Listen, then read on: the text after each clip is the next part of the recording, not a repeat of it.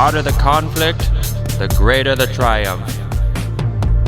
A fiercest serpent may be overcome by a swarm of ants. Lead me, follow me, or get out of my way. Age wrinkles the body, quitting wrinkles the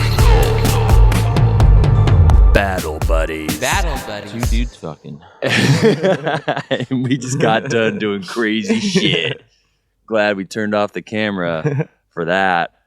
Yo, Hey, man. welcome back to Battle Buddies, dude. It's been a while. The year's almost over. Well, I have to say, because of our new strategy here with the podcast, I feel like our reading has my reading has exponentially increased. Absolutely.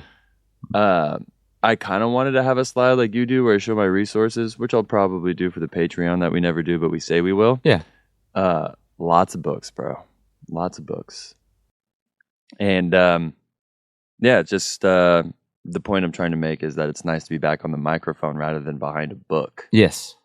You don't want to be a nerd. You don't want to be too much of a nerd. Sometimes I forget we actually talk into microphones. Yeah. Welcome. Have you watched those like alpha camps? I'm sure you must get your algorithm. I'm imagining gets a lot of like, join this alpha camp where we go and train you to become an alpha man. Sure, yeah. So this one was like an 18. What does that mean? I'm sure your algorithm gets Because you do all these like gym workout things. Like I see your algorithm. I go on the Battle Buddy sometimes. Okay, fair enough. And well, it's even like mandatory fun day adjacent stuff. You know, like it's not far from it. I'm not throwing. It's not a left field guess for your algorithm.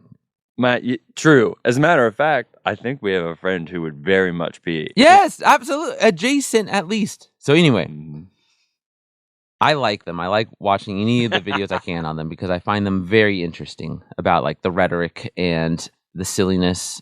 And there's two that I want to talk about just really quickly because they're really funny. So these are from like those like $18,000 alpha camps that you go to where you just get berated by a fake boot sergeant. It's just, what do you call it? It's not boot sergeant. What do you call the guy who? Yeah, like a drill instructor. Drill instructor, the guy with the hat, and he wears like the funny strap on the hat, but you can't say it's funny. And that's the whole joke, I imagine, for 7 days. Anyway, there was one where the guy's like, take off your bag and fight me. Take off. And the guy starts to take off his bag. He's like, okay, well, I guess we're going to fight right now. And his buddy's like, no. It's like a thing. Like his buddy like calls him back. And so he has to stand there. He's like, take off your bag. Why won't you take off your bag? Because you're a pansy. You're all pansies. And he like walks around. I thought that was really funny. So it's like he was taking off his bag. The guy was like, the guy was clearly new to the game and was like, oh, we're going to fight? Fuck yeah. And his buddy's like, no, you can't actually fight this guy.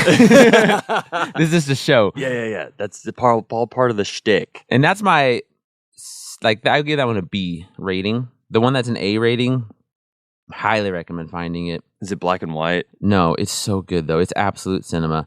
It's the alpha guy. He's sitting in a chair, so you know it's serious. And he's sitting there talking to them. And he's like, all right, guys, so you guys are all going to become alphas, all right? Ignore the trend in my voice. And what I want you to do is when you come home, you can't talk to your wife this way. I've been getting a lot of complaints from wives. You have to ease them into it because you're going to be this amazing man and you're just going to have all these new amazing routines and your family's not ready. Which essentially means everything that you're going to learn here is bullshit. you can't actually use it. Yeah. And if it's enough for him to talk about, I think the thing that we've been talking about a lot, especially since the Iliad, probably a lot of sexual assault. Ooh, bummer. Right? You're coming in alpha, coming back from this camp. Yeah. Take what's yours. Yeah. Take it. It's yours. Yeah, that might be accurate. And he's getting a lot of women complaining to him, enough for him to talk to his men. Yeah, it sounds like a lawsuit. That sounds like he got famous enough for an HR complaint. Yeah, dude. There's nothing new here. I've Nothing new. So the one that I saw was like a bunch of dudes going in like cold ice baths, and then they go hike in the mountains. Oh yeah, and I was like, you guys are really trying to find yourselves at 35? Like no distractions, and they're all on their computers and phones. And like, what does that mean? But honestly, it looked pretty nice. Yeah. A lot of the comments on Reddit on that one are very funny because it's a lot of like gay people commenting like, can I go to the all boys club where we all hang out for the week and work out together? Because That sounds like exactly Bro. what I'd like to do. Did people not go to summer camp? Like, what's all that you're describing just sounds like summer. Sometimes you get like a counselor who's really intense. I'm actually not against the travel ones, the destination alpha camps. Those ones make sense to me. Yeah. You need to find yourself because you fucked up. Sure. Conceptually, I understand it. You get to go travel and work out with your friends. I think that sounds like a hoot. Yeah. You're probably overpaying for it. You could do that a lot cheaper doing it yourself. But you know what? Paying a lot for it will probably give theater to the fact that it's more reputable. But I'm just going to say this. Shout out to all our Solano County folks. If you go to a Fairfield warehouse to do it for 7 days, I'm going to judge you a little bit. Yeah, Fairfield Warehouse. That's what I'm saying. Like, that's a little bit different. If you go to the industrial park of Vacaville to do your alpha camp, that might not be so alpha. No. By definition. No, if you're across the street from Heretic Brewing Company, you're in the wrong That's what I'm neighborhood. saying. Or if you're doing it in Vacaville, you're across the street from Pure Grain. Yeah, no. Not very alpha. Because you know you're going to Pure Grain after. Not very sigma. Shout out to Pure Grain. Ladies and gentlemen, Battle Buddies is fucking back, and our cold opens have never been better. This is great. Today we are going to talk about, for the longest time, I was really honestly in my head trying to figure out what I was going to call this episode, and I wanted to call it Cold War 2.0 for a while, and then I was like, oh, well, it's not really that. Is it World War 3? So I think what we're really going to be talking about is like escalation and mainly flashpoints. We're going to be talking about flashpoints today, possibilities on certain places on Earth where a potential World War or Cold War could happen or already arguably is happening. Right. And so I want to start today's episode with the end of another story that I believe you are familiar with. And listener, if you are not familiar with it, there is a movie out there called Charlie Wilson's War. Oh, yeah. I Yeah. watched that. I was texting you while I was watching it. I was watching it with my parents the other day. One of my favorite movies. Yeah, it's fantastic. Fucking incredible. So I don't know if you remember how Also, on that movie, yeah. Tom Hanks around a bunch of naked strippers is just not what you expect. When his hair looks like that, it's okay? I know. Well, the whole movie's fine. It's just when my dad was selling me the movie, he's like, well, watch it. It's a Tom Hanks vehicle. And I was like, okay, I see. oh, a Tom Hanks, like, political. Doesn't he do coke as well? And cigarettes? He's smoking cigarettes and doing coke? Yeah. No, I think the whole thing is he doesn't do the coke, right? Well, I'm proud of the coke. It's fine. It's the 80s. It's cleaner. I just wasn't expecting to see a shot with Tom Hanks and a bunch of naked women. it's jarring. Also, we watched Trading Places yesterday. I forget that. What's his face is in blackface. That was rough. Ooh. Dan That Aykroyd never ages well. really doesn't. Yeah.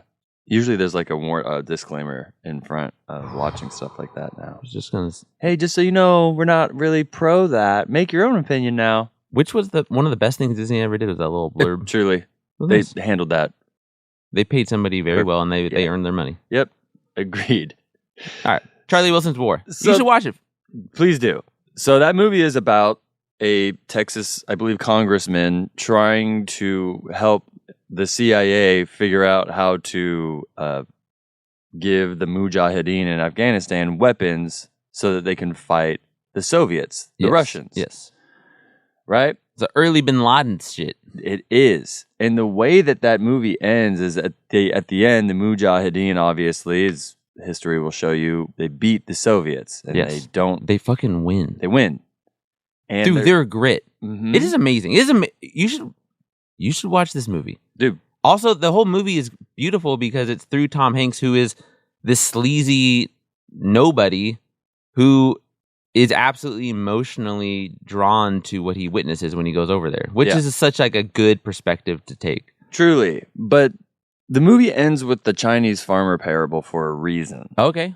And at the end, they're celebrating on at this party, and the CIA agent played by Philip Seymour Hoffman brings Tom Hanks out, and he's like, "Hey, man, I understand that you're celebrating right now, and it looks like we won something. And mind you, this is after we were like, hey, maybe we should bring some schools to Afghanistan and Right. educate these kids, right? And they're like, no, we don't want to hear about Afghanistan. We won."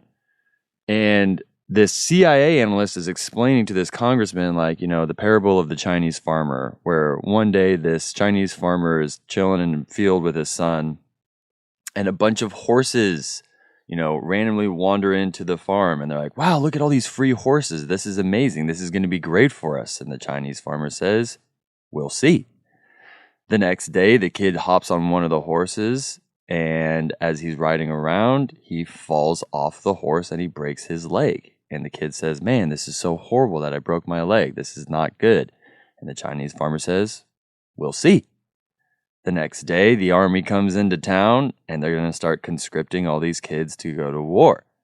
And they can't take the kid because his leg is broken. And they're like, oh, this is so awesome. I can't go to war because my leg's broken. And the Chinese farmer says, we'll see.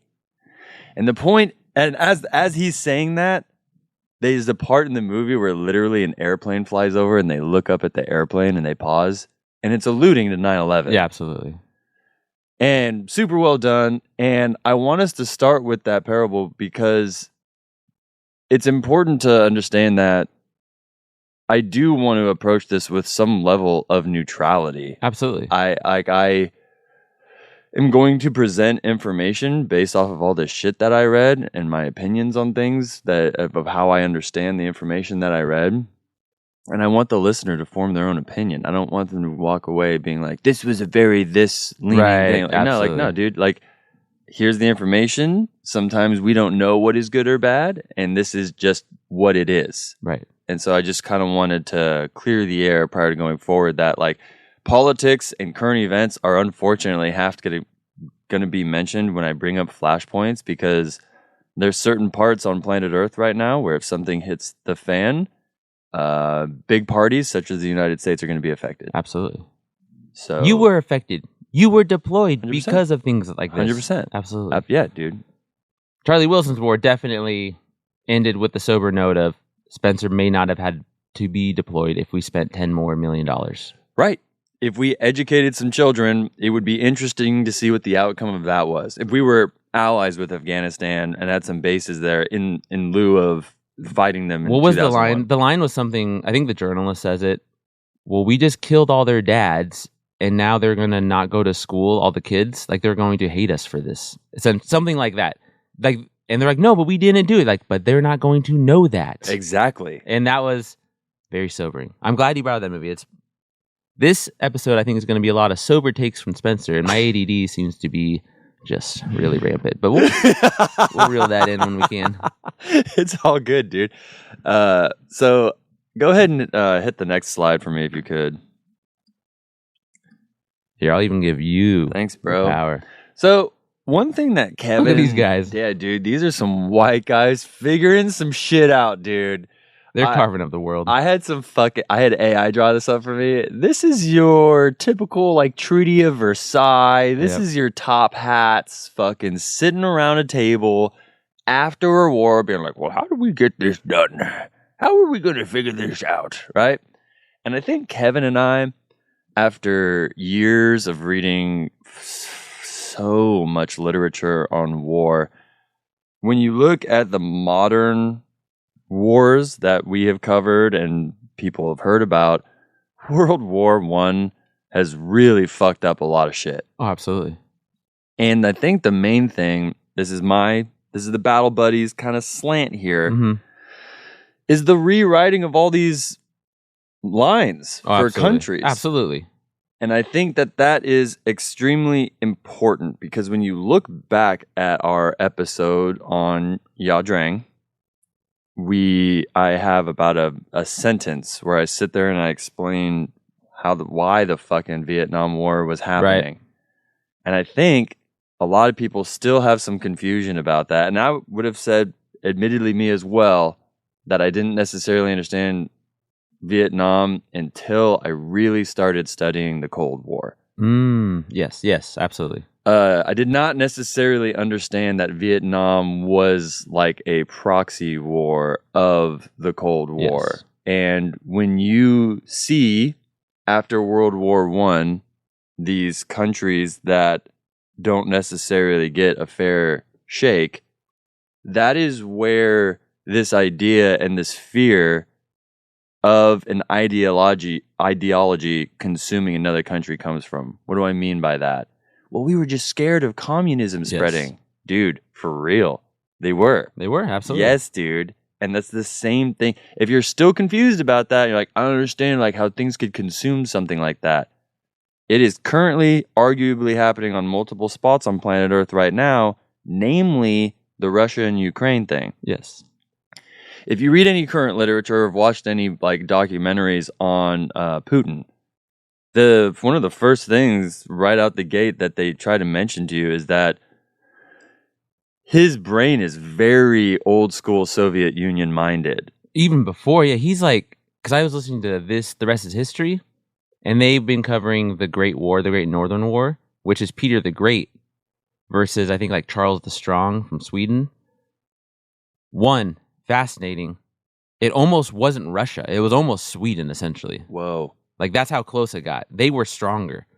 And this is all leading up, essentially, to World War I. But a lot of the things that Peter the Great says, as, you know, they're trying to establish Russia as a power, and they're trying to, what does Russia not have? Which I don't know if you're going to talk about it or not, but they don't have sea routes. Like, they don't have ports. And that's a big issue with Russia. And some people are saying that's why they care so much about the capturing of where they're trying to capture. They're trying to create more stable ports. Anyway, it's fascinating because they will quote some of Peter the Great's speeches, and they're the same ones Putin gives, and they're the same ones that the conscripted soldiers are getting right now. Same rhetoric? Same exact speeches. Oh, wow. Like, they are literally word for word. They are restating, because in this battle, in the Great Northern War, they invade the Ukraine. Okay. As well. It's the whole thing. It's just recycling. And it's the same mentality. But they were saying, they were drawing heavy, like, Putin is old school. Like, he's KGB. Yes. But more than that, he is also Peter the Great. Like, he likes the ancient history of Russia. Yes. Very important to understand. And so if you ever watch interviews with him, or even like most recently the Zelensky thing,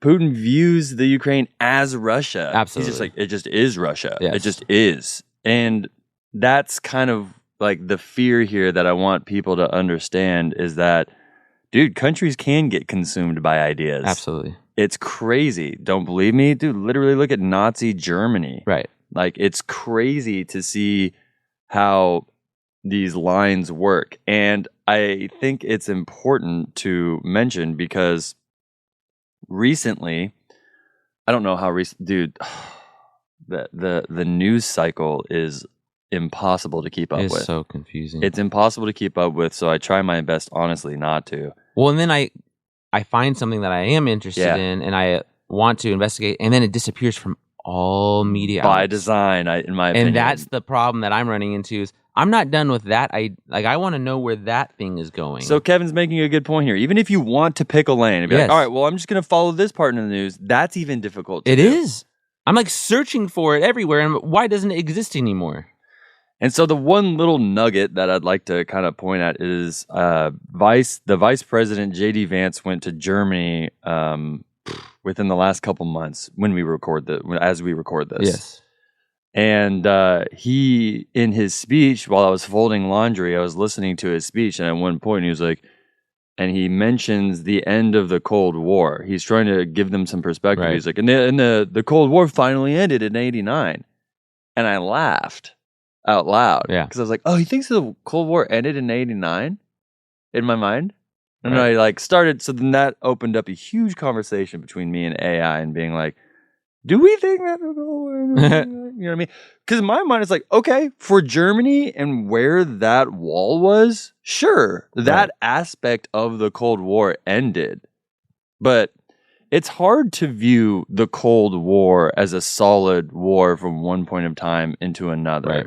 And that's kind of why I'm starting here with like World War I and being like, dude, the redrawing of lines fucked a lot of shit up. Yeah, where did the Ottoman Empire go? You know what I'm saying? Right. And so that causes a lot of resentment. And it's the same thing with a post-World War II.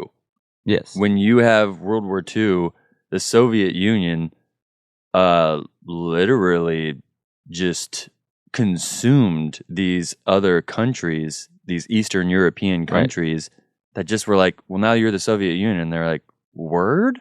Yeah. And it was like, yeah. And then they became poor because of it and started starving, became political prisoners and were conscripted to go to these wars and be a part of these militaries that they had wanted nothing to be a part of, and it's super fucked.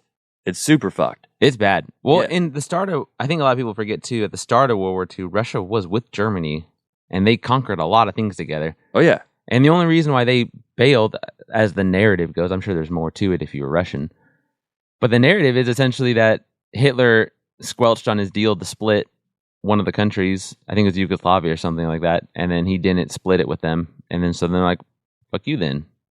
That's how much it was going to go really bad for us, like, if that didn't happen. And I think I misspoke. Ottoman Empire disappeared after World War II, right? Not World War I? One of those two? No, I don't think it disappeared after World War II. I think it disappeared after World War One. Okay. Yeah, I think you're right. That's accurate. Because that's where you get things like Turkey. Yeah, and all everything that. splits. You're like, okay, this whole nation's gone. Yeah. An empire's gone. So Easy peasy. now we're gonna kind of shift. Ooh, look at this. That says top secret at the bottom, guys. Yeah. Woo! And at the top it says it, but it's crossed out so you don't know. So, take away from what I was just saying, essentially, I want us to understand that the consumption of countries and ideas is very much a real thing. And that's where this idea of like fear of ideas comes from. Like the fear of communism, like, is it really? And obviously, you have extremes Yes. with like McCarthyism, and this dude was just going around calling everyone communist, and it like that's some crazy shit.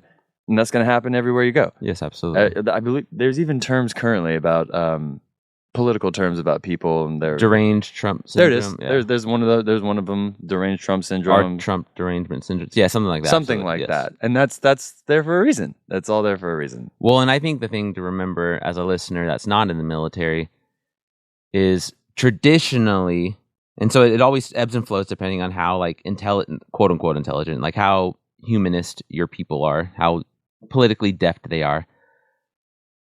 If you are a general and you are trained yourself classically in just the art of killing fuckers, right? Like that's what you do. I win battles. And you know that battles can also be won through what Dan Carlin calls the like a political contagion, an intellectual contagion. Then you're going to be terrified of that because you can't just blow that up. And so I think like the McCarthyism, I don't have sympathy for him, but I can understand him. He's terrified because he doesn't have an avenue. He's not smart enough with that, like with rhetoric, essentially, to disarm rhetoric that goes against what he wants. Mm-hmm. So I think, too, the thing that you'll probably be alluding to a lot is there's no world court. And so everything we do is just bullshit with each other, like where the lines are between countries. It's all Totally, bro. bullshit. So it's all gaslighting. So if I gaslight you enough, I get your country at the end Yes. of the day. Yes. Oh, we're gonna, dude. So like, right, like that's the whole thing to remember, I think, as the listeners, these people like McCarthy, they are legitimately scared because they don't understand it. Yes. You always fear what you don't understand. As the Batman says. Cicero is dangerous to Caesar because Caesar, while being very politically deft, knows that Cicero can gaslight him into losing the empire, Yeah, right? Like, dude. All right. So this, bro, was for me, given my background and everything, when I found out about this shit, bro, I was like, man, I can't wait to talk about this on the podcast. So 1950, April looks like 14th down there. 1950. this is a report to the National Security Council by the Executive Secretary on the United States Objectives and Programs for National Security, April 14th, 1950, and it looks like it was released in 1975. It was declassified. Up there in the left-hand corner, what number is that? It says NSC 68. Okay, everybody, that's a rememberable thing. NSC really? 68, dude. That doesn't Yes. mean anything to me. It will now. So NSC Cool. 68, this top secret report that was written in 1950 is when the United States, bro, fucking changed forever. Oh, So weird. do you remember, we talk about this when we did the Masters of the Air series, Mhm. and we know this also with World War I when we took World Civ in high school. But the United States was an isolationist Absolutely. country. Anti-war. 100%. Both presidents running before World War II, anti-war. But we're just saying that Sure. military doctrine states so. Yeah. So like that's important. Like we're sitting there like, hey, just like, anecdotally, it looked like we were kind of isolationist. No. Our military doctrine was like, dude, we chill and we protect our own. Okay? So like that's where we were at. No joke. Civ 7, it's all about economics for America. Economics. That makes sense. Because World War I, World War II, making money off making the weapons. Yeah, there's another RTS game I'm playing that's on Game Pass right now called 1800. It's all about industry. It's all about industry. That's America. I think they just are paying off these loans. Really? Yeah. So NSC 68 is when the fucking United States decided to change its doctrine, its tactical doctrine, its philosophy on the military and how we are going to handle the world.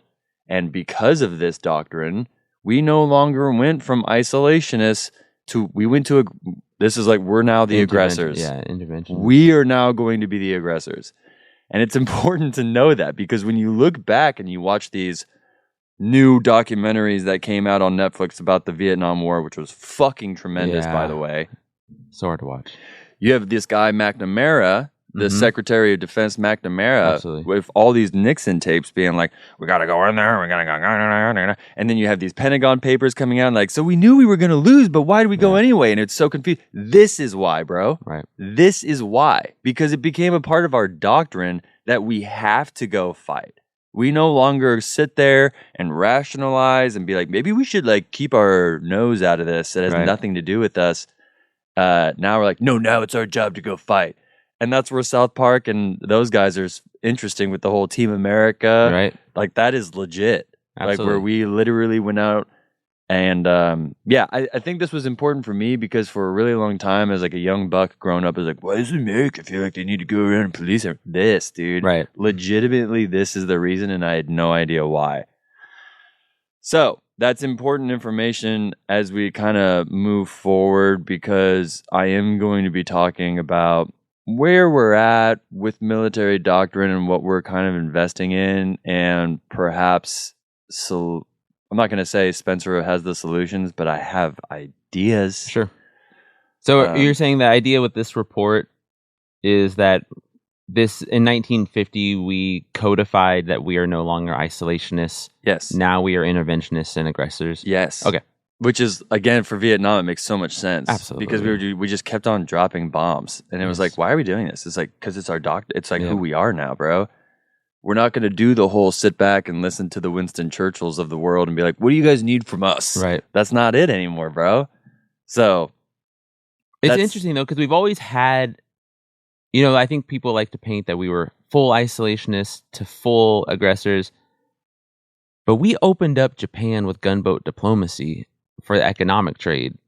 So we have always had a little bit of that Navy-ish thing of we need trade routes going because we have access to both sides of we have access to both oceans. So we can trade and make a ton of money. And you don't get to not be open for business anymore. That's not to say that we were aggressors in the way that we will be like against Vietnam, but we did use our gunboats to open them up. Oh yeah, so it's interesting. Dude. These are called gray zone tactics. It is, yeah. There's something we're there. gonna get it. We're gonna get into that. It's gonna be very interesting. But yes, you're getting me to think. I like this. Yeah. All right. Cool. So, oh my god, this looks like an Intel kid gonna give me a little speech here. Yes, sir. That's good. This is literally something that probably a lot of military folks have heard from random classes. We were tested on it in intelligence school. This here is called the OODA loop. And I'm using this as a prelude to what we're really going to get to, which is the kill chain. But I want us to understand the OODA loop because they are kind of the same things with minor differences. So with the OODA loop, we have you observe, you orient, you decide, and you act. It's important to know here that this is an idea where you continually do it all the time, every day. Absolutely. Hence the word loop, right? It's constantly happening. You should always, wherever you go, if it's a restaurant, if it's a movie theater, you should be observing what you're doing. You should be orienting, looking at the exit signs if anything goes down. If anything does go down, you need to make a decision and you need to act on that decision. These are things that you need to be constantly thinking about as you are just a basic human on planet Earth. Now, obviously, this can grow out to a military aspect. And as you do start to expound upon this military aspect of the OODA loop, you get something that I just recently learned about in life, which is the kill chain. Now, Whoa, that's so sad looking. now I must admit, and I could be wrong, but if memory serves me correctly, which it rarely does, I do not remember learning about the kill chain while I was in the military. And I think because we were just slightly below the cusp of these capabilities. Right. Like as I was getting out, these were just kind of getting started. There were some things that were adjacent to it where we would triangulate positions with Radio Battalion, like our boy Lyle did. But you probably weren't, because we were in an active war, they were probably just training you for what you needed to do, which was not this yet. And perhaps this we didn't even have a name for it yet. Perhaps. Right. It was so novel. Or it meant something different. Correct. So Kevin and I are obsessed with literature and people who do proper research to check in on shit, right? And I came across one of the things that the impetus that created this episode, where I wanted to talk about potential World War conflicts. I was going across a reading list for the Commandant of the Marine Corps. Yes. His name escapes me right now, but I'm not currently in the Marine Corps, so I'm not going to get yelled at. But on this Commandant's reading list was a book by Christian Brogy called The Kill Chain. And I was like, interesting. If a Commandant, leader of an entire military branch, one which I obviously am biased and like a lot of, is recommending this book, I'm going to check it out. And so this book basically breaks down what current military doctrine looks like kind of for the rest of the world. Okay. And it's based on this idea of a kill chain. And a kill chain is a very, very similar to the OODA loop, where you have to observe something, you orient, you make a decision, and you act. But instead of the individual, the kill chain is more on like a military and technical aspect of things. Okay? So like electronically, you're observing something with, a satellite or an airplane or a drone, right? You're observing. You're orienting. Where is the target that I want it to, destroy? Once you find this target, you make a decision. Boop, I'm going to destroy this village in Afghanistan. And then you make the action. The general says yes. Now, at some point in this chain, it's not supposed to continually go around and around and around like an OODA loop. This is you're supposed to kill the enemy on the battlefield. Yeah, blow them up. And this is what the future is, dude. We're going to be sitting on computer screens and we're going to be trying to intercept certain parts of this kill chain, whether that be a satellite, whether that be, we're going to get into this, but it doesn't show it on this graphic here, but submarines are a huge part of the kill chain. Absolutely. Yeah, huge. But now I understand like more so than ships. Like submarines are astronomically more important than ships. I hate to say that, but it's just factual. Ships, so they have very specific. I just feel like ships, like destroyers, are needed to intercept potentially submarines from blowing up your carriers. That's just how it's going to work. Yeah. I have a philosophical question. So, I love philosophical questions. I was a crisis management trainer for schools for a long time when I was teaching like the emotionally disturbed. And I got trained by these really, really good people on like how to manage crisis and manage people that were elevated and going to cause harm. And what they really impressed upon me was the risk of doing something and the risk of doing nothing, like actively teaching. Like I could do it pretty well. Like I don't actually need to do anything, because if I do anything, I'm going to just make the situation worse. And so that became my big sticking point when I'm teaching other people, is like, do you actually need to put hands on this kid or adult right now? Like, because if you do, you might kill them. And just so we're clear, whenever you put hands on a kid, you might kill them, because you could block their diaphragm when you restrain somebody. And so that's all I would focus on. It's not all, but like that was like my heavy focus. Like, do you actually need to do this? And they taught me by, she was pretending to be she was pretending to be a strong, I think the scenario is like a strong high schooler who is emotionally disturbed, known to be emotionally disturbed, has a behavior, like all this stuff, right? She came in with a chair, holding it one hand, swinging it around. And so me and the other like really high up guy, I'm not going to name his name, but it's like the highest up you could be.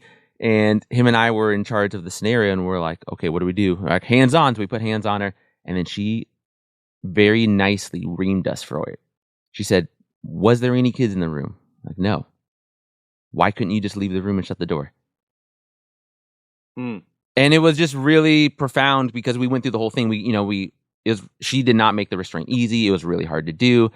So we were like tired, and it was just so illuminating for me of I don't have to do anything. So I'm wondering, because it's military doctrine, you guys make the decision, but the way that you were phrasing it made it seem like you are expected to give a decision to your general rather than we should also do nothing here.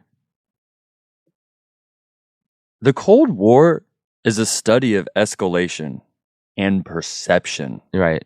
And you have these superheroes, dude, throughout history. I'm getting chills just thinking about it. There's one, he's like an Air Force officer. We don't celebrate him. We don't know. Yeah. I believe his last name is like Tutsalani or something like that. And he was chilling in Germany one day and on like a midnight watch and saw on a computer that they were like, oh, incoming missile. And he was like, shit. Oh, yeah. That's an incoming missile. I'm like, all right. Are you going to like shoot back? What are we going to do? And he was like, no. It might be an error. Yeah. He's And like, it might be a flock of birds. It might be what, and he says, excuse me, he says no, bro, and saves the world. Saves the world. Russia has a very similar person. They actually do celebrate this dude every year, and it's like a holiday. They should. He Yeah, did save. dude. He saved specifically their whole country. These types of things happen across the board throughout history, where we have these huge players that aren't the president that saved humanity because they were like, even if it is a nuclear missile, it should only hit one place. Yeah. It shouldn't continually just keep going and going and going and going and going. But the point of what you're talking about, to bring that all full circle, that took a person's perception, bro. Right. To be like, oh, like, because he could have reacted like you guys with the swinging chair and be like, we need to put our hands on him. I need to release a thing. Blah, blah, I need to save That's what I'm America. saying. But he was like, this is clearly a measured, educated human, man who isn't Socrates, but is smart enough to know how bombs work. Yeah. So that's definitely something that we're going to be talking about here, that I will be mentioning as we get closer to the wargaming aspect of this. What about from your... So that's like at the highest stakes of brinkmanship. What about at the low level? I'm just trying to get, for like us civilians, my head around it. If you were following the ODA and you were expected to give your report to your higher up or whatever to make the decision, right? As an intelligence guy, are you expected to give them action, or are you okay giving them no action? No action. Oh, cool. That's great. That's great to hear, honestly, because I would have expected it to be like, the general wants you to tell him what to blow up. No. Okay. That's Hell cool. no. That's honestly very reassuring. Like this. You give very dry, neutral information. They ask you clarifying questions about that information, and then what their decisions are, thankfully, have nothing to do with a 19-year-old who's fucking. But that's cool, doing because you could whippets. see how it could be the other side, right? Oh, totally. You could totally see a general being like, I only want your solutions to these problems. So that would be law. Go be a lawyer. Right. Because now you're trying to convince people of something. Absolutely. Whereas I'm not trying to convince you of something. I'm trying to explain to you information that we know. Right. And if I don't know something, I now need to write that down and look for it so that I can help him make decisions on the battlefield. Yes. But things are changing, bro. And that's why this is going to be a really interesting episode, because with the kill chain and with drones constantly taking pictures and with automation, dude, and AI going through all of this information much faster than a human being would, decisions are just going to be handled differently. I think decisions will be automated. Yeah, and they have to be. Which means the margin of error is going to increase. Yes. Yeah. Because AI is wrong a lot. Dude, arguably, there's, I don't know if you've heard of the CSIS, like the Council for Strategic Intelligence Services. Yeah. It's like, From you. yeah, they're dope. Well, so they put out intelligence summaries for everything that's going on in the Ukraine war right now. Yeah, there's AI's making we're making lethal some choices. Yes, Yeah. dude. So this is just an important aspect that I want us to know as we move forward. So- This is what warfare is now. It's the kill chain. It's the kill chain. The kill chain is, can I go through the numbers real quick? Please do. So looking at the kill chain, it looks like, And this is just this example. yeah, this is just an example to illustrate the kill chain. We have, number one is mobile phones and radio signals are intercepted by the drones. Then 2, we get this Ku band. I don't know what Ku band means. KU band. It's just probably It's a type of transmitter. Yeah, it's just probably like a low frequency thing. Transmitters on drones and surveillance aircraft relay the raw data across the world via satellites. Raw data. It's happening real time. Real time. Yeah. And then 3 is the military pilots use this real-time data to fly the drones. So very loose with the word pilot there. Sensor operators and imagery analysts examine pictures, and geolocation analysts use algorithms to try to calculate phone locations. Yeah, dude. Algorithms. All that's AI. That's all. All of algorithms. that is AI. And it's giving us examples of like And then Langley. step 4 is going to be, looks like the drone being at 10,000 feet is going to launch guided missiles from the drone by pushing a button. Okay. So you have a couple options here as a commander. Yeah. You're like, hey, dude, do you want to go and protect the thing that's happening after step 4? Do you want to protect everything? Do you want to protect the targets? Right. Do you want to go after the satellites? Would you like to go after the U-2 jet that's at 60,000 feet? Are you going to go after the drone, or are you going to go after these guys with the mobile phones in Afghanistan? These Al-Qaeda or Taliban, that's ISIS-K. The worst what are we part doing here? The worst part of this graphic is that, yes, it looks like there's a man And with a the child. phone, and he has a target on him. But just for accuracy, there's also what is clearly a woman in a dress child. and a child, Yeah, that's not good. which is bad optics. But I do appreciate the accuracy. It is because accurate. We are not accurate with these bombs, No. except for the guy we got off the balcony. Bro, That let's was go. dope. That was cool. Biden got one, bro. Everything else, very upset. Zarqawi, bro. That was Yeah. Dr. Z. We talk about him in our episode on Islamic extremism. Yes. Go check that out. That's a really That good was- episode. A clear W, but the bombing of kids and families is not my favorite. No, me neither, dude. I'm going to go ahead and say hot take here at Anti. Battle Buddies. Anti-killing women and children. All right, bro. Now we went from the kill chain, and we get to talk about fun things like gray zone tactics. I love some tactics. Okay, so we are now going to be kind of morphing in here to some like actual flashpoints on planet Earth that I want us to talk about. Namely, Wait, can we pause for 1 yeah, second? dude. Just for Battle Buddies rhetoric. This is phases of gray zone tactics. What's the strategy we are implementing for this tactic? What's the goal of the strategy that would require this tactic before we go into the minutia of the tactic? You mean like a siege, or like a what's like the an aggro? Are we trying to take something over aggressively? What are we trying to accomplish? So yeah, I'm gonna get there. So, Okay, sorry. So no, it's all good. So prior, I oh my gosh, the amount of research I had to do for this Yes. episode. Okay, so one of the things that I focused on was the invasion of Taiwan. Okay. So listeners, if you've been with us for a while, we've had At Ease episodes where we talk about current conflicts going on in the world. Free Taiwan's our motto. And if you have not, if you've been living under a rock or don't look at the news, I don't blame you.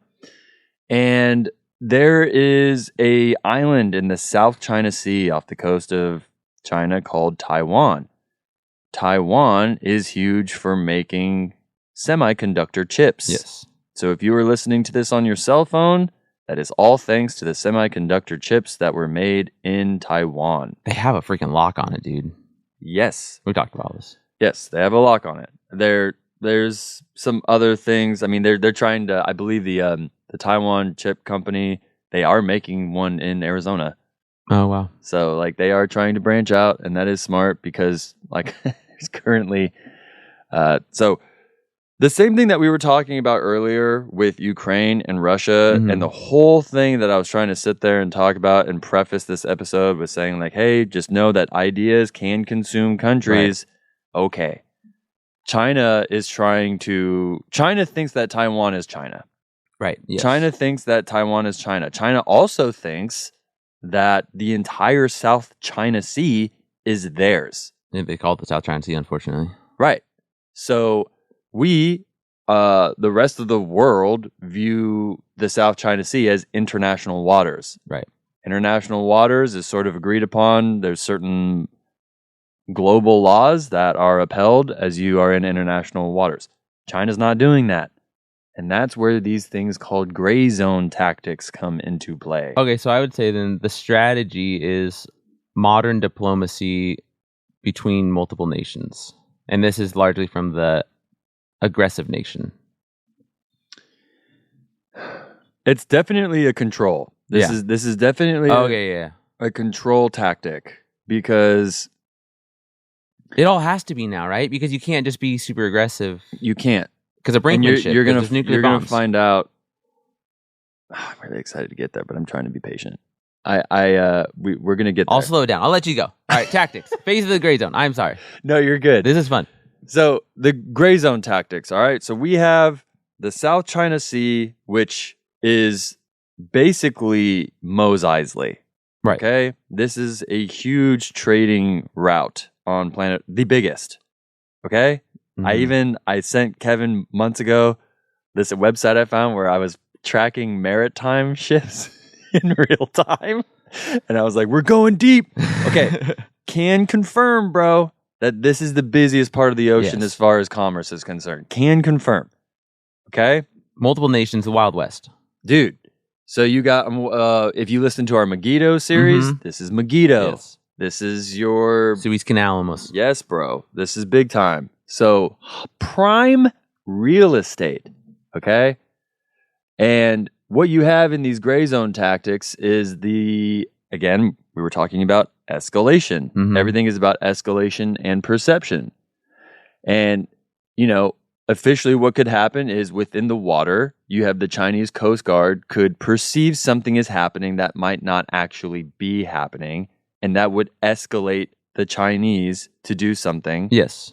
Like take over a boat. Yeah, absolutely. In theory. Yes. No nation's ever done this before. No nation has ever done, and there's no stories about this. There's no thing called the Boston Massacre, where we use the word massacre for was two people. Right. Not a massacre. No. Not a massacre. Absolutely. So then you have you're initiating an operation where a boat is not where they're supposed to be. The Chinese Coast Guard comes and gets them. Okay, boom. Now we have what I believe in Civ 6 is called like a casus belli, right? Casus belli. You have these reasons. You have incentive to be out there. Like, well, Taiwan just has these fishermen boats out there, and the Chinese Coast Guard needs to go out there and clean it all up. And they're saying this sincerely, dude. Yeah, they're absolutely. Not like, hey, let's just say that. No. Absolutely. The rhetoric is that, no, this is a real problem. If you're having a hard time understanding this, it's always been the same, but the mode of it has changed. In the Middle Ages, it's easier to understand because the Pope gave you permission to go conquer this nation. The Pope sanctioned you as France fighting England this time. That's a casus belli. That is a reason to do it. So it absolutely is the same thing. Yes. What this is reminding me of is that analyst. She was an analyst for, I think, National Security Council or something. Oh, yeah. And her big fear is that, something like China is going to hack a street light in America, and it's going to cause an accident, which causes a death, and then that cause of death will have to escalate following this type of format until we're at a hot war. Yes.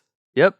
And that's the idea. So then you see up here under number 2 in gray zone tactics, you normalize a presence, dude. Yeah. So now China's just like roaming waters.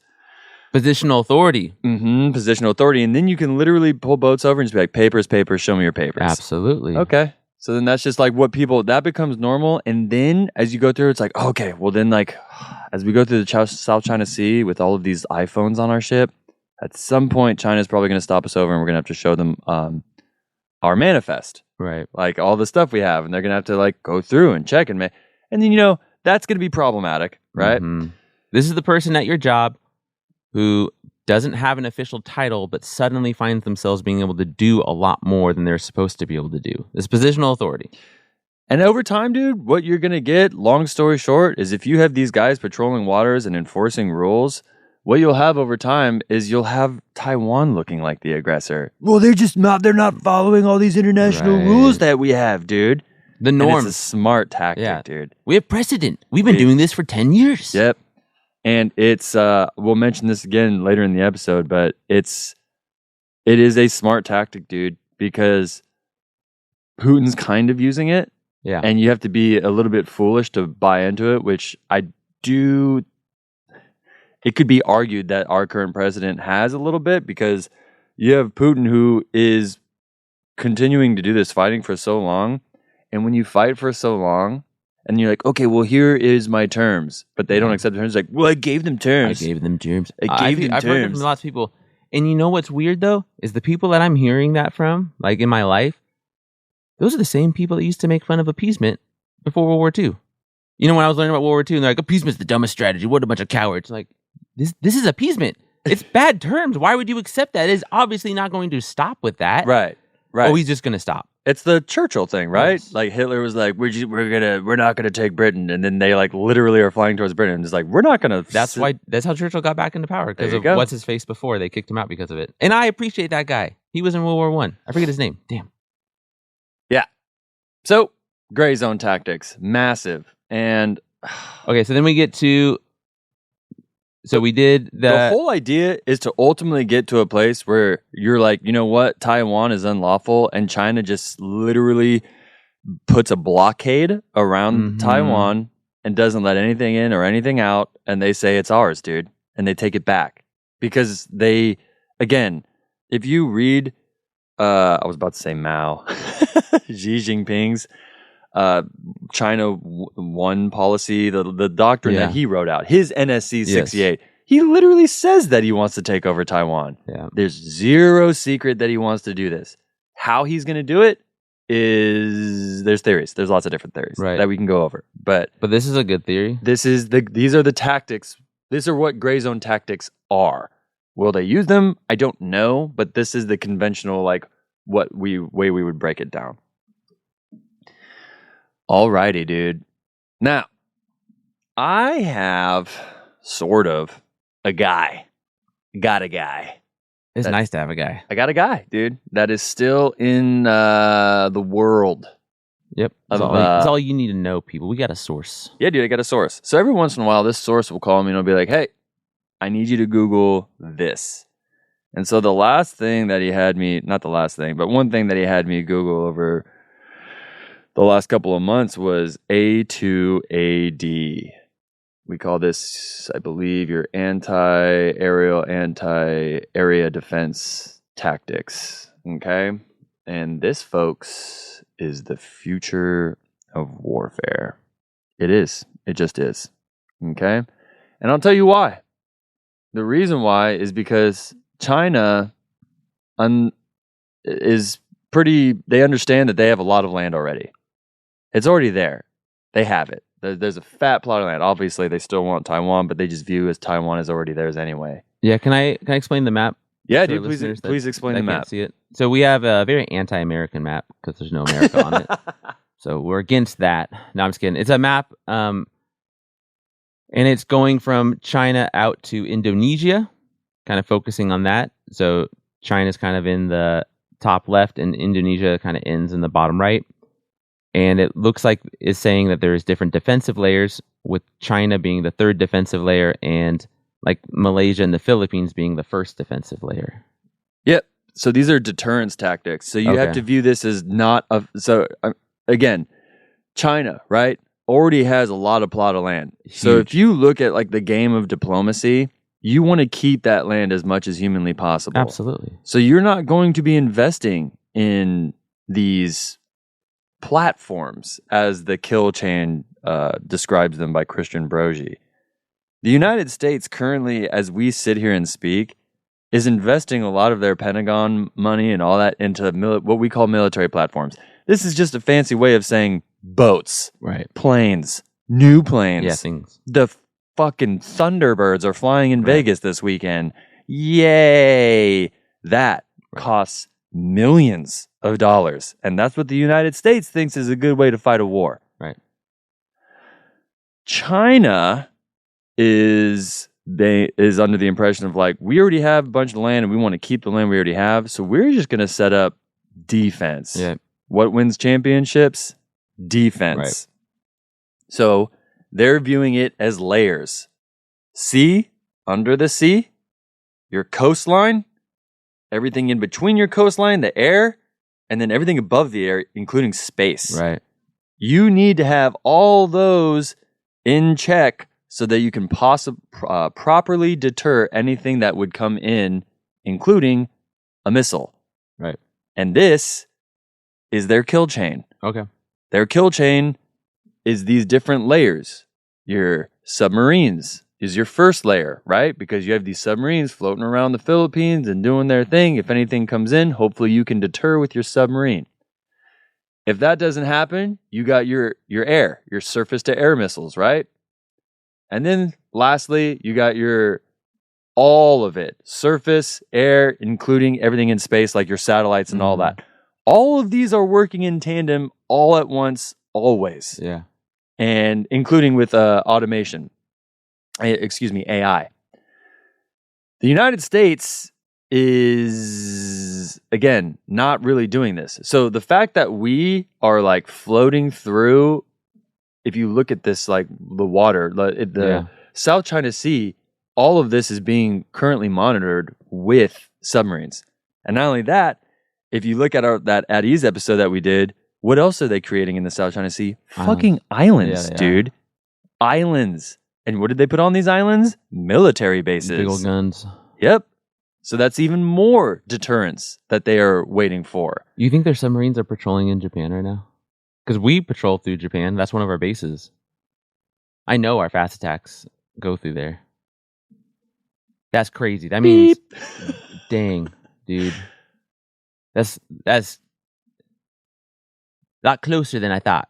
Yes, dude. I thought that they were ending, because we talked about Taiwan. Taiwan is like a linchpin, right? Where Japan kind of goes at an angle down towards China, and the Philippines kind of go at an angle up towards China, and Taiwan kind of looks like this little rock that sits in the center of it, like a goalie.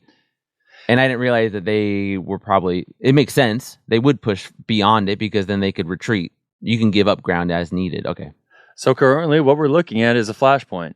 Yeah. Like shit could pop off here pretty quick. I don't know if you... And that's where it would. Dude.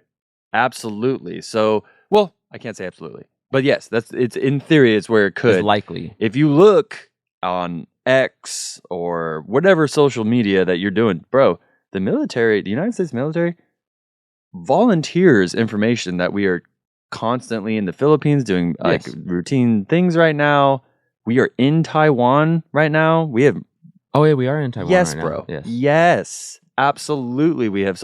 Japan has rearmed since the first time since World War II. So, yes. And we have 2 bases in Japan, I think. Yeah. Yeah, At one in least 2. Okinawa and one in somewhere else. I should know it's where Hannah was. It's the Air Force Base. Yokota. Okay, there you go. Yokota's the Air Force We might base. have more, dude. We might have more. Yeah, we might have one more for each branch. Yeah, I agree. So, point is, this is the future.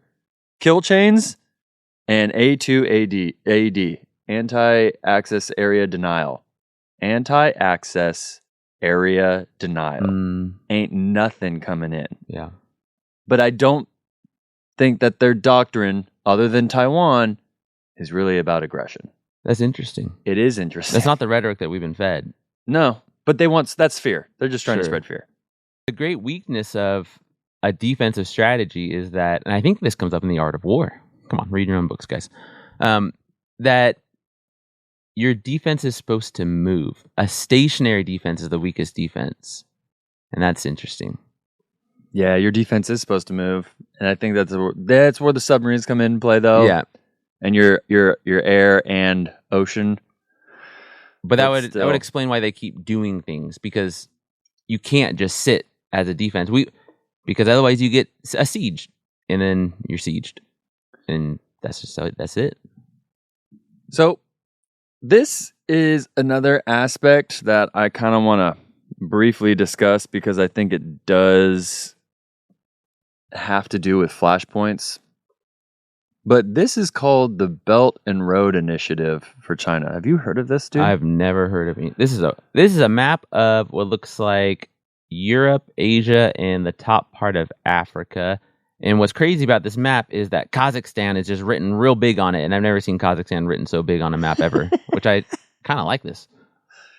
All right, so this is China's Belt and Road Initiative, dude. And this is, as we speak, bro, this is literally happening. So the bright blue line is the rail system that they are currently creating. Okay.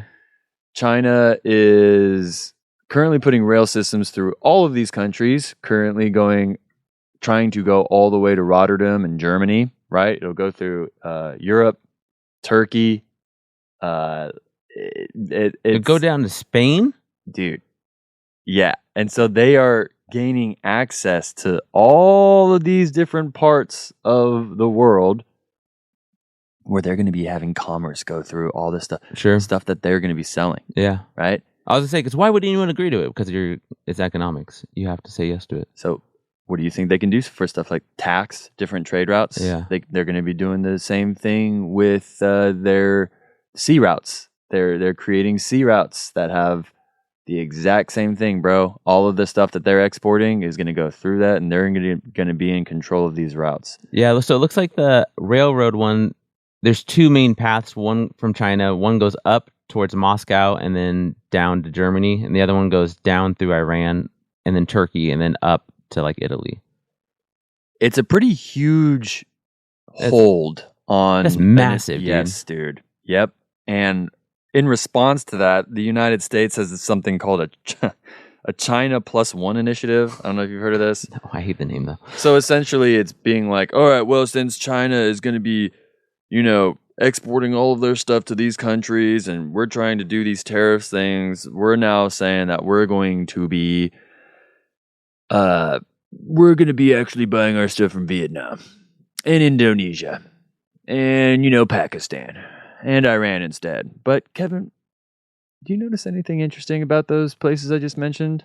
Those are all stops on these. They are. So China's already going to have a foot in the door with all those countries that we're trying to do. So I'm saying this to say that you kind of touched on it earlier with like positional authority, right, dude. Like if China is having a dominant world trading route and they're in charge of the trading route of the South China Sea, at the dinner table, they're going to have a lot to say. Yeah, absolutely. As far as decisions that are going to be made. Yes. Right? So just interesting as far as flashpoints are concerned. I just want the listener to kind of keep that in mind, like that China is literally in the process of making this massive rail system to do exports. And even if imports or other things are going to different countries that have nothing to do with China, China still owns this rail system, bro. So it's just crazy. I wonder what the deals are with the nations to like agree to it. Because you imagine like some of these nations that want to stay more neutral, like Germany would say no, but I guess they can't at a certain point because the geopolitics, like you need your economy to increase. Especially if they're like, oh, you can use it to export your stuff too to wherever you want as far as the rail. We'll pay for it. It will just build it for you real quick. Okay. Yeah, absolutely. It would be hard to say no. Now, wargaming, dude. We love some wargaming. Wargaming, bro. I got deep into wargaming this episode for my research. I also got deep into reading. I read 3 fictional books about potential World War outbreaks because I just wanted ideas to see where people thought it might spark. I read one by Mark Greaney where like the Flashpoint started in Africa with the rare earth minerals. Like that's and there was a rail system involved in that one as well. Yeah. Super interesting. I read a book called 2034 that starts in the South China Sea. It was very interesting. And as I was reading these books and doing this, I was realizing that one thing that war games kind of definitely bring you out of is the human aspect of it, dude. Always. Like, you forget that people are gonna have to like die, and there's that's important for me. It was important for me to read these fictional books because it brought me into the human aspect. Like, oh, this is a character with a family and all these different things.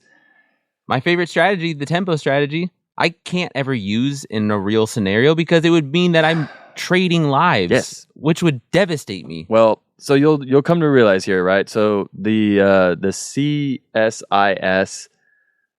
did a wargaming. They did 30, I believe, 30 rounds of it in 2023, and wrote this long paper that I read. It was like a 30-page paper explaining everything that they learned about a perceived invasion of China and Taiwan. Sure. And so one of the first things that they found out, so Taiwan can defend itself. It absolutely can defend itself with everything that it has in play right now with the United States and Japan and the Philippines and Australia. Yeah. However, the one thing that we know for a fact that if this pops off every time, 30 times that they ran this, is that a lot of, specifically we'll say American citizens, service members will die. Yeah. But that's the first thing that happens. I imagine carriers go down. Yeah. Well, it's the first thing that happens. Yeah. The first thing that happens is that U.S. ships are going to go bye-bye. You have a lot of sailors that are going to die. A lot of people on the beachheads of Taiwan are going to die. Yeah. It's rough. But it's possible. It's just, in order for it to be possible, you have to sacrifice a lot of human lives. Yep. That's you have to make the trade. And so that's important to understand. Know it because ahead of time. I was sitting here, you'll see here with the next slide, but I start to war game with AI. I did war game with AI.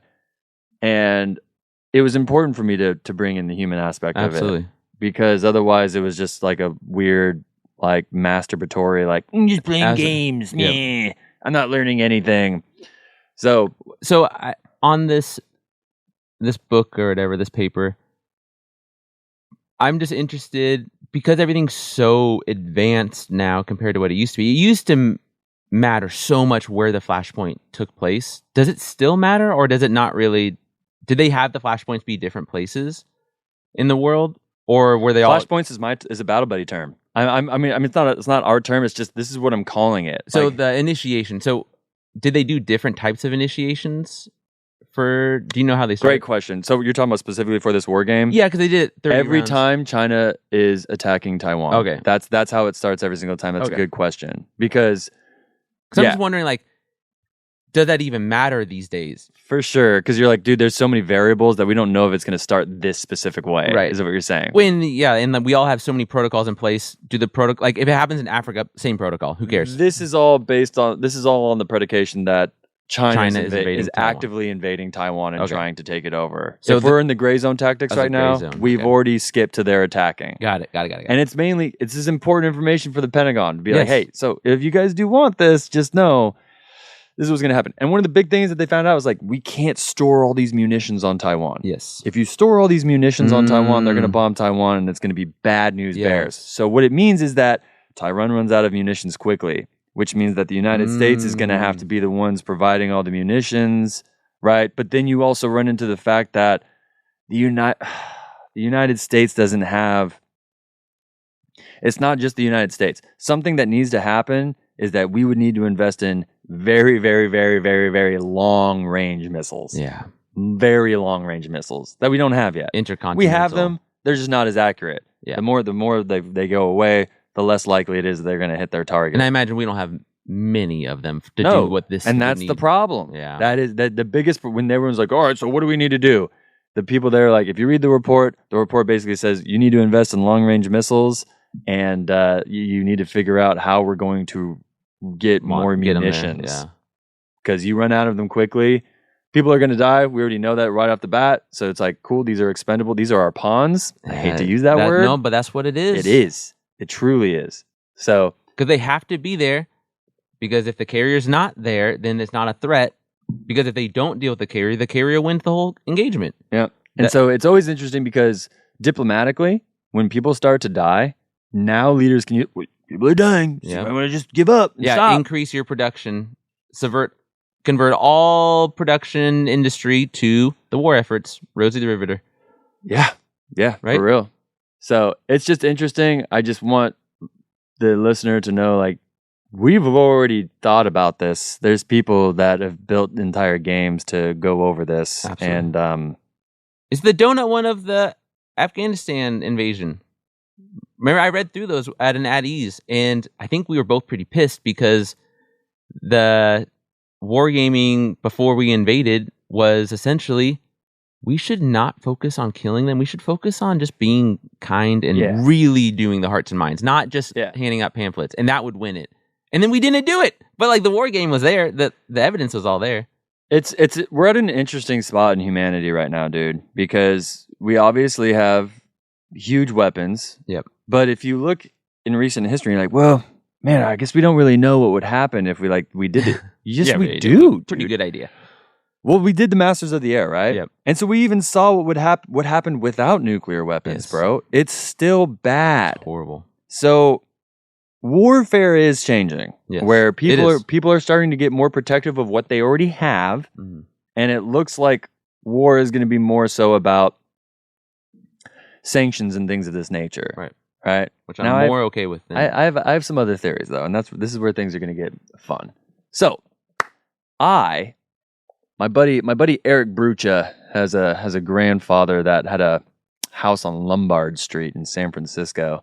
Wow. And we went to go visit him once, and he's this fucking amazing old Italian man, like literally grabs you by the cheek and is like, yeah, dude, it's great. And we went and visited him one time. He's like, I found a new way of enjoying life today. And this was back in I don't know, 2005. And he's like, iTunes has free lectures from, universities that you can just sit here and listen to professors lecture. And it was just like, dude, this is one of my favorite human beings. So while I was in Carlsbad visiting Camp Pendleton again for the first time in years, I also found a new way to enjoy life. And that new way was I started wargaming with AI. Yeah. I even went out and bought a D20 die. We did some stuff like that where it would have me roll. And I asked it I had it pick specifically different scenarios, and I had it give me multiple choice options. I would give it options, sometimes adding different things that I wanted to do, and it would walk me through this. This shit was highly addicting. Yeah, I bet. I learned so much, bro. Yeah. Had an absolute blast reading these fictional stories in Carlsbad at the pool, while also wargaming with AI to learn about all these different things that could possibly happen. I literally want us to do a Patreon episode where we do some wargaming with AI. Yeah, that sounds is great. Hella fun, bro. Hella fun. So, what did I do, bro? I played as China trying to invade Taiwan with everything that I had learned about gray zone tactics and everything. And I did the same thing. I played as Russia trying to invade the Ukraine. Mm-hmm. And I learned some very interesting things. Yeah, what did you find? So, now the first couple of times I tried to be, I thought I was smart, and AI was like, you're not, actually. Right. So the first thing that I did was I was like, all right, I'm going to send in some special unit forces into Taiwan, and they're going to have these modular systems that basically send out like EMPs, like miniature EMPs. And long story short, I was like, this is going to take too long, bro. Right. You're not, this is like a month long operation that you want to do, and we need to do something quicker. So what I ended up doing, I started thinking more so about gray zone tactics. And so what I did do was I essentially did a top secret mission where I sent some folks into a Taiwan fisherman boat, and I had the fisherman boat try to be aggressors to a Chinese Coast Guard ship. So boom, I put it, cameras rolling, making sure cameras are rolling. Yep. I made sure to do this so that a bunch of ships could see. People were taking cell phone videos. It's already on TikTok with it, like before the morning. So now I got Taiwan fishermen trying to shoot at, like, you know, the Coast Guard. Yeah, absolutely. So now I have this disinformation campaign that I'm doing. I did a lot of counterintelligence shit on both ends. That's how it's going to be. Well, dude, because you have with these cell phones, people are fucked, bro. Yeah. Like you when you go on and you scroll through your echo chamber of news that only fits your algorithm, that's not news, just so you guys all know. And that includes me. That includes me, which is why you and I, for the most part, really do kind of try to stay away from fucking news. Yep, I'm either breaking my algorithms or because I'm really into hobby horse now. I'm not into hobby horsing. I just don't want Instagram to think they got me. Talk about a psyop, bro. Talk about counterintelligence. So yeah, I would do disinformation tactics with gray zone tactics. Essentially, I played the long game. Yeah. I had all these ships surround Taiwan because Taiwan was aggressing me. Yeah, absolutely. Like, excuse me, you're aggressing me. Like, don't shoot at my... I don't know if you knew this, but the rest of the world wants their cell phones. Yeah. So I did a blockade around Taiwan. I was like, cool. So now we're going to stop everything going in and out without us making sure we check you because terrorism is abound. You guys are fighting the Chinese Coast Guard. So you're literally Darth Sidious in Episode 1. Oh, this is all Star Wars, bro. This has all been done before, for sure. So I'm stopping them from going in and out. And finally, over time, I put disinformation, making it look like they are upset with our blockade and not abiding by our rules, and essentially make it look like they're the aggressors. And over time, the entire world is like, China should just probably just take this over and deal with it. We don't want people to die. There you go. And so that was pretty simple. Mind you, that was not the first round of me. Sure. Yeah. It took lots of me figuring out that I actually had to go the information route with it rather than again, this is kind of why I would call it a Cold War 2.0. I don't know if it's going to turn into more proxy wars. Right. Like we saw it with Afghanistan. It would be which difficult, is a proxy war. Because if we're looking at the layers of defense that you had up, that map, what would that mean? Like a proxy war in the Philippines? That'd be confusing as fuck. You know what I'm saying? It'd be really hard. Yeah. We know it's really hard because we cleared through the Philippines once before, and that was very hard. We know that's a tough thing to do. So, I don't know where else the proxy war would be. Because it would have to be in that third line of defense, right? Like you couldn't jump into the second line of defense, so it'd have to be like Malaysia or I don't know how you do any of that kind of stuff. I guess not Malaysia. Well, we can mess around with it, dude. I've been asking for different flashpoints. I played one flashpoint scenario in Africa as Russia trying to gain territory in Africa, and dude, it always gets just really sticky when you try to send troops in. So like if you look at like Russia with the beginning of this Ukraine thing, the little green men, they sent in troops with no insignia. Yeah. And it was like everyone was like, so there's still troops, dude. like these are still military members. Like just take off the patches, guys. They won't know. Yeah. And it was just really silly, and it puts a bad taste in everyone's mouth, bro. I don't know. That was a bad move. Yeah. And I think continually it will be a bad move until the information on a grand scale unless people can get behind it. When you have these characters like Osama bin Laden and reasons to go to Afghanistan, people are like, yeah, dude, go get them, right? You have these reasons, people can get behind it. But when people are just like, we just want Taiwan.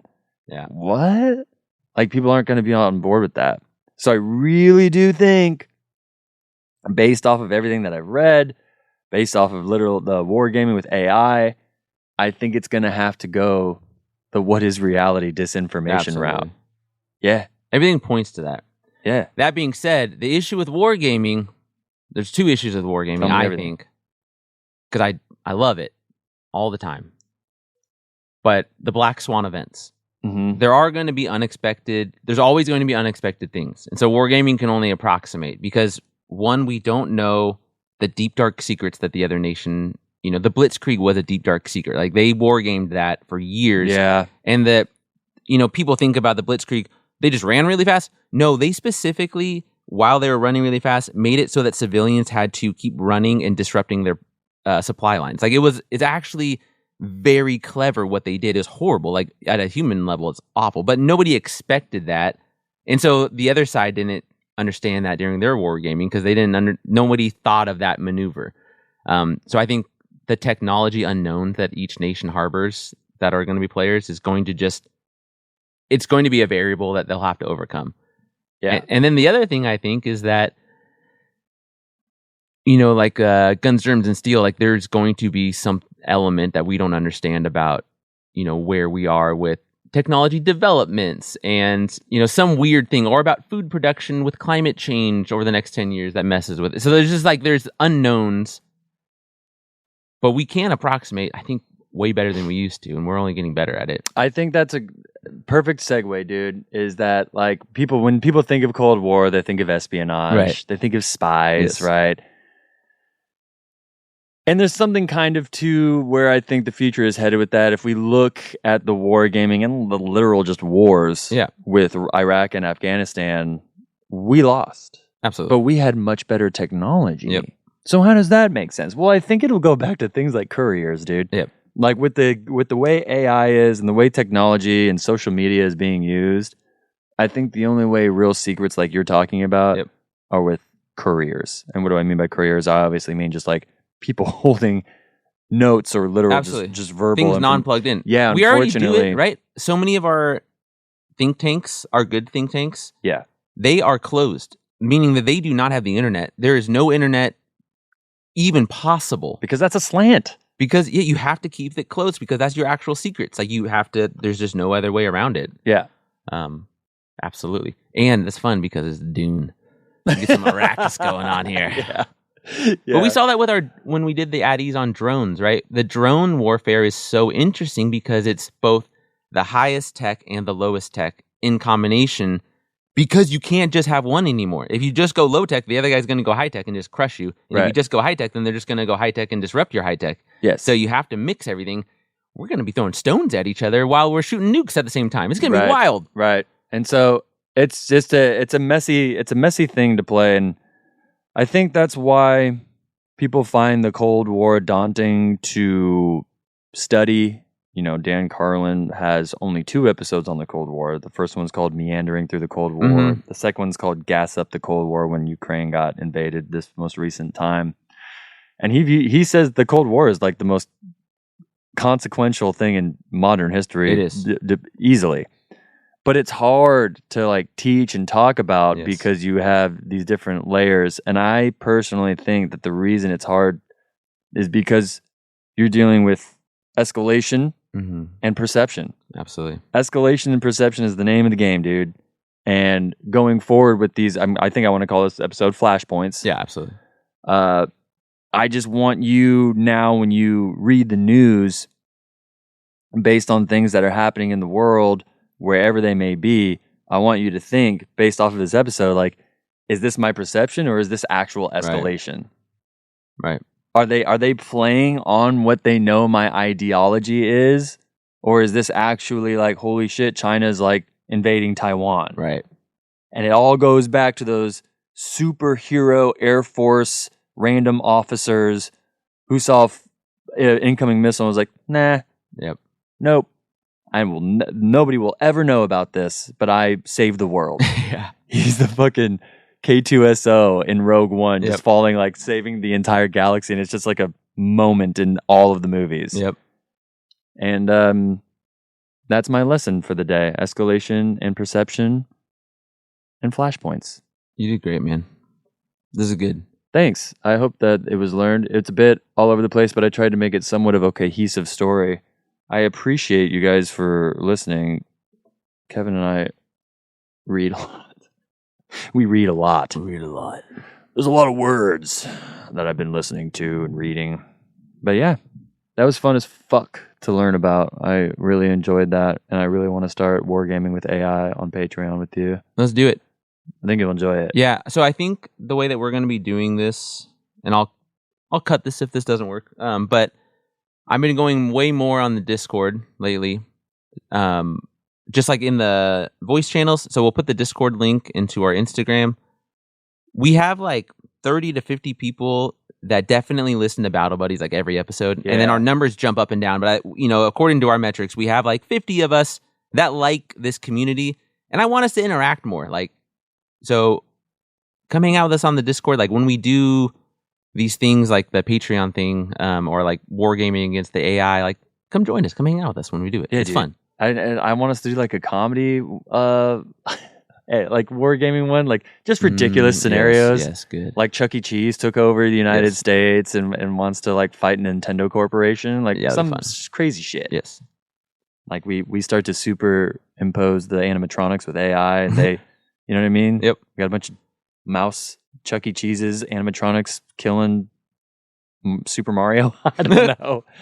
Anyway, ladies and gentlemen, in my life, this is one of my most favorite things to do. Speaking to this microphone. It's one of the great honors in my life to share the stage with you. Truly. It is. Truly, dude. So, listeners, thank you for being here. We appreciate you. Please interact with us like Kevin said, or don't. That's fine too. That's fine. But we love you guys. And until next time, Hoka hey.